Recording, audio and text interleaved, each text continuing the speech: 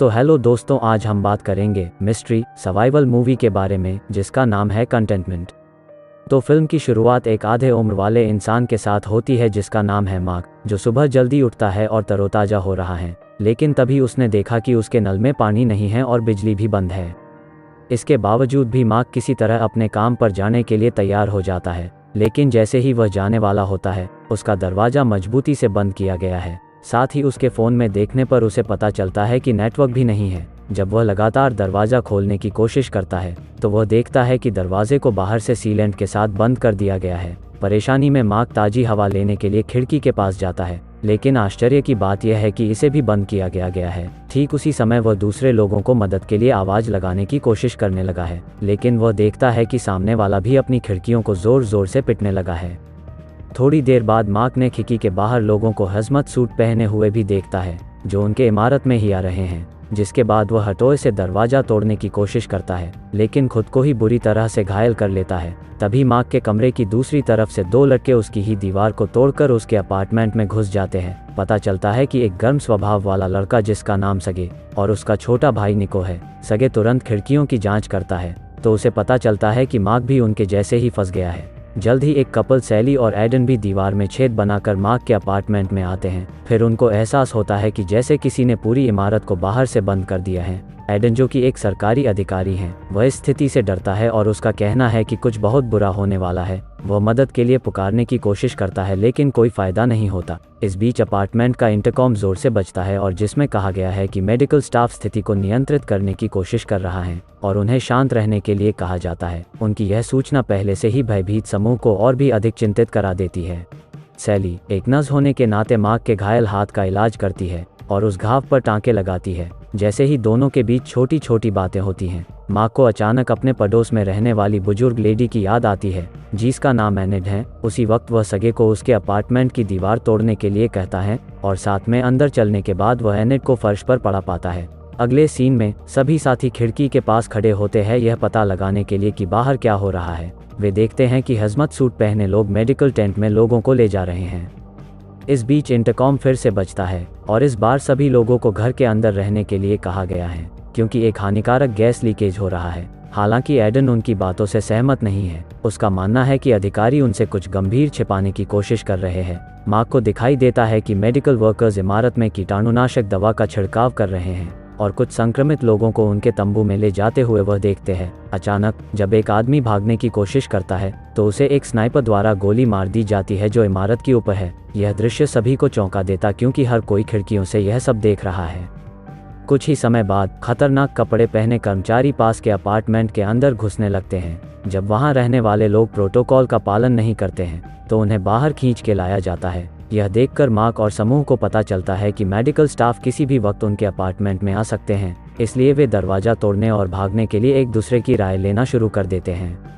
कुछ समय बाद विचार करने के बाद मार्क को याद आता है कि उनके अपार्टमेंट में एक रसायन है जिसका इस्तेमाल सीलेंट को पिघलाने और दरवाज़ा खोलने के लिए किया जा सकता है। तब जल्द ही समूह तुरंत उस रसायनों को खोजना शुरू कर देता है। जब वे रसायन को पाने में कामयाब होते हैं तो मार्क उन्हें मिलाता है और एक मिश्रण बनाता है। फिर वो उसे मुख्य दरवाजे के तल पर डालता है और सभी के आश्चर्य के लिए उसका प्लान काम करता है। जल्द ही सीलेंट को मिश्रण तुरंत पिघल देता है और जब सभी साथी अपनी पूरी ताकत से दरवाजे को धक्का देते हैं तो अंत में वो खुल जाता है। जिसके बाद ग्रुप एक और प्लान तैयार करना शुरू करता है ताकि वे पकड़े बिना सभी सुरक्षित बाहर निकल पाए और उन्हें इमारत के ऊपर छिपे हुए स्नाइपर के बारे में भी पता होना चाहिए। जब वे बाहर निकलने पर चर्चा कर रहे होते हैं तभी एनिड को पता चलता है कि निको गायब हो गया है, जिस कारण हर कोई अपनी बात को तुरंत रोक देता है और लड़के की तलाश करना शुरू कर देता है। इस बीच भयभीत निको एयर वेंट के जरिए नीचे रेंग रहा होता है। वो दूसरी मंजिल पर पहुंचता है और देखता है कि कुछ हज़मत सूट पहने लोग एक महिला को अपने साथ आने के लिए मना रहे हैं, यहाँ तक कि वे उसे बेहोशी का इंजेक्शन भी लगाते हैं। लेकिन अचानक महिला को एक तेज खांसी शुरू हो जाती है और वो बेहोश हो जाती है। यह देख ऐसा लगता है जैसे हवा में कोई हानिकारक गैस मिल गई हो। इस बीच मार्क को अंत में निको दिख जाता है और वो उसे वेंट से बाहर निकालने के लिए एक रस्सी फेंकता है, लेकिन इससे पहले कि लड़का उसे पकड़ ले स्टाफ के लोग उसे देख लेते हैं और उसे खींच लेते हैं।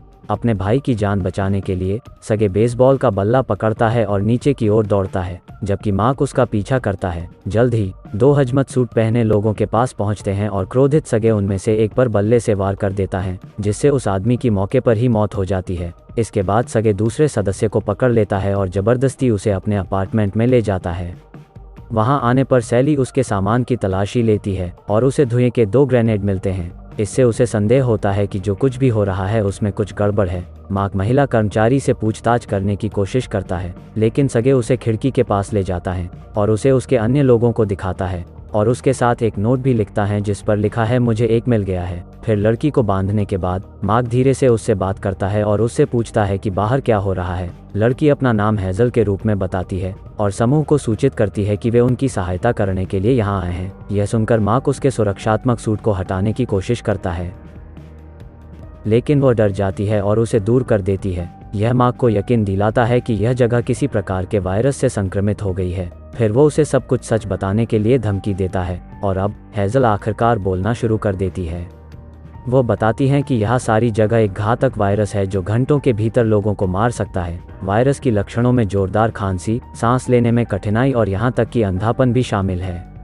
हालांकि वैज्ञानिक इस पे इलाज खोज रहे हैं, पर अभी तक कुछ भी असरदार नहीं मिला है। मार्क पूछता है कि सभी कम्युनिकेशन सिस्टम्स को क्यों बंद कर दिया गया है, जिस पर हेज़ल बताती हैं कि सरकार नहीं चाहती कि आम जनता को वायरस के बारे में पता चले, और अगर आम जनता को वायरस के बारे में पता चला तो अधिक लोग घबराएंगे और वायरस को रोकना उतना ही मुश्किल होगा। वह यह भी बताती है कि कमरे के लोगों में वायरस के प्रमाण 50-50 है। अब यह सब सुनकर सगे एक बार फिर क्रोधित हो जाता है और वो जल्दी से एक चाकू से उसके सुरक्षा सूट को फाड़ देता है, जिस कारण हेज़ल डर जाती है और वह अपनी जेब से एक इंजेक्शन निकालती है। लेकिन इससे पहले कि वह इसका इस्तेमाल कर पाती, सगे ने उसे छीन लिया और अपने पास रख दिया। लेकिन अब हर कोई उसे अविश्वास से देखता है। तब हेज़ल ने बताया कि यह वैक्सीन अभी भी उनके परीक्षण में है और कोई यकीन नहीं है कि यह काम करेगा।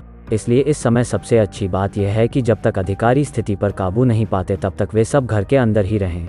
पर रात में जब पूरा ग्रुप वहां से बाहर निकलने के उपायों पर चर्चा कर रहे हैं, हेज़ल जिप लॉक से अपना हाथ निकाल लेती है और भागने की कोशिश करती है। लेकिन इससे पहले कि वह दरवाजे तक पहुंच पाती, सगे ने उसे जमीन पर पटक दिया और उसे पीटना शुरू कर दिया। तब मार्क उसे रोकने की कोशिश करता है, लेकिन उस सगे का सामना करना पड़ता है। लेकिन तभी सगे अनजाने में निकू को थप्पड़ मार देता है और उसे रुला देता है, जिस कारण हंगामा रुक जाता है। बाद में इमारत के नीचे ग्रुप को गुस्सैल लोगों की भीड़ को उनके इमारत की ओर बढ़ते हुए देखा जा सकता है। ऐसा लगता है कि वे भी वायरस के बारे में जानना चाहते हैं। इस समय तक हजमत पहनने वाले सभी कर्मचारी या तो उनके जरिए मार दिए गए हैं या फिर वहां से भाग चुके हैं, जिससे डर में हेज़ल समूह को किसी भी कीमत पर भीड़ से दूर रहने के लिए कहती है, क्योंकि उस भीड़ में वायरस से संक्रमित लोग हो सकते हैं। इससे ग्रुप के साथी जल्दी से एक भारी चीज़ों के साथ प्रवेश द्वार को बंद कर देते हैं। पर अब कुछ ही देर में भीड़ वहां पर आ जाती है और दरवाजा पीटने लगती है। सैली दरवाजे के पास जाती है और उन्हें शांत करने की कोशिश करती है, लेकिन इसके बजाय लोगों ने दरवाजे के कांच को तोड़ने के कारण सैली को गर्दन पर गहरी चोट हो जाती है। तब सगे गुस्से में लोगों पर स्मोक फेंकता है और सैली को उनके अपार्टमेंट में घसीटते हुए ले जाता है। अफसोस की बात है कि अभी बहुत देर हो चुकी है, क्योंकि सैली का बहुत सारा खून बह चुका है। भले ही हेज़ल उसे बचाने का प्रयास करती हैं, लेकिन वह बचा नहीं पाई। उसकी मौत अब सभी को झंझोर देती है, खासकर एडन, जो अंदर से टूट जाता है और दूसरे कमरे में चला जाता है। अगले सीन में ग्रुप द्वारा सैली के शरीर को कपड़े में लपेटने के बाद वे एडन को ढूंढते हैं, लेकिन उसे कहीं भी नहीं पाते हैं। यह पता चला है कि वह हेज़ल का सूट पहनकर वह अब अपार्टमेंट से भाग चुका है। जब वह बाहर पहुंचता है तो आम लोग उसे मेडिकल स्टाफ समझ लेते हैं और तुरंत उसे घेर लेते हैं। वे सारे लोग उसे वैक्सीन के लिए परेशान करते हैं और उसे मारना शुरू कर देते हैं। तभी स्नाइपर एक शॉट फायर करता है, जिससे एडन को छोड़कर सभी उस जगह से भाग जाते हैं। लेकिन अफसोस की बात है कि एडन ने एक सूट पहनने के बावजूद भी उसे एक संक्रमित रोगी समझकर उसे मार डाला जाता है। दूसरी तरफ सगे प्रवेश द्वार की जांच करने के लिए बाहर जाता है और लोगों के एक समूह को उनकी ओर भागते हुए देखता है। वह अपने साथियों को जितनी जल्दी हो सके कमरे से बाहर भागने के लिए कहता है। हालांकि मार्क हेज़ल को अकेला नहीं छोड़ना चाहता, इसलिए वह उसे खोलने की कोशिश करता है। लेकिन इससे पहले कि वह ऐसा कर पाए, जल्दी निकलने के लिए कहते हुए सगे ने उसे बेसबॉल के बल्ले से उसे नॉकआउट कर दिया, जिसके बाद वह हेज़ल को वहीं छोड़ देता है।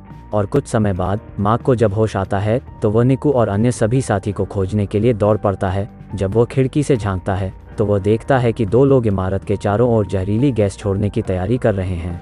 जल्द ही वह अपने समूह को ढूंढ लेता है और तुरंत सगे पर हमला करता है क्योंकि उसने उसे पहले मारकर बेहोश किया था। वह उसे मौत के घाट उतारने ही वाला है, लेकिन एनिड उनके बीच आकर उसे शांत करती है। लेकिन जल्द ही हर जगह से जहरीली गैस निकलती है, जिस कारण सभी छत की ओर भागने लगते हैं। पर रास्ते में मार्क ने हेज़ल के मृत शरीर को देखा और उदास हो गया। इस बीच इमारत का एक आदमी मदद के लिए सगे के पास पहुंचता है, लेकिन गर्म सगे उसे बेरहमी से मारने लगता है। वह उस व्यक्ति को तब तक मारता रहता है जब तक कि गुस्सैल लोग सगे को किसी ज़ोंबी की तरह पकड़ नहीं लेते हैं। तब सगे मार्क को देखता है और मदद के लिए चिल्लाता है, लेकिन अब मार्क दरवाज़ा बंद करने के अलावा कुछ नहीं कर सकता है और छत पर अपना रास्ता बनाते हुए जाने लगता है। कुछ समय के बाद मार्क अंत में एनिड और निकू को छत पर ले जाता है। ऊपर आते ही वे ताज़ी हवा में सांस लेने लगे हैं, जिसके बाद उन्होंने वहीं सोने का फैसला किया है। अगली सुबह मार्क उठता है और इमारत से भागने के लिए तैयार होता है। हालांकि जब वह बुजुर्ग एनिड को जगाने की कोशिश करता है तो वह हिलती नहीं है, जिससे उसे पता चला कि वह नींद में ही मर गई और अब उसके पास केवल निकू ही बचा है। तब मार्क हर कीमत पर उसको बचाना चाहता है। वह निकू से आंखें बंद करने कहता है और ऐसा समझे कि जैसे वह कोई खेल खेल रहा है। फिर वो निकू को अपनी पीठ पर बिठाता है और उसे नीचे लाता है। रास्ते में मार्क बहुत सारी लाशों को उसके सामने पाता है, लेकिन फिर भी वह चलना जारी रखता है।